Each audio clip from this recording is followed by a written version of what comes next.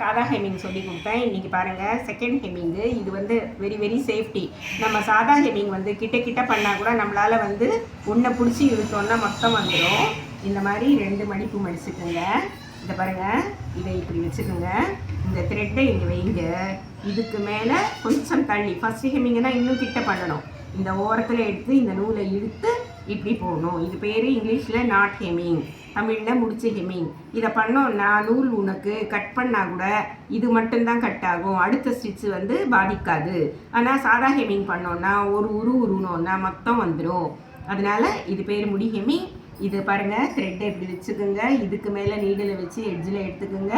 இழுத்து ஆப்போசிட்டில் சுற்றணும். அவ்வளோதான். புரியுதுங்களா? இந்த மாதிரி பண்ணோன்னா சாரீ ஃபால்ஸு அதெல்லாம் நம்ம பண்ணிக்கலாம். இது வந்து வெரி சேஃப்டி. அதே மாதிரி அதை விட இது சீக்கிரமாக ஆகிடும். அதே மாதிரி இது இன்னும் அதை விட பசங்களுக்கு வந்து ரொம்ப டீசெண்டாக இருக்கும். அவங்க அதை பண்ணுறதை விட இது அழகாக பண்ணுவாங்க. ஓகே, திருப்பி பாருங்கள். புரியுதுங்களா? இந்த மாதிரி ஹெம்மிங் பண்ணிக்கிங்க. பிரியவே பிரியாது. வாஷிங் மிஷினில் போட்டால் கூட நம்மளுக்கு பிரியாது.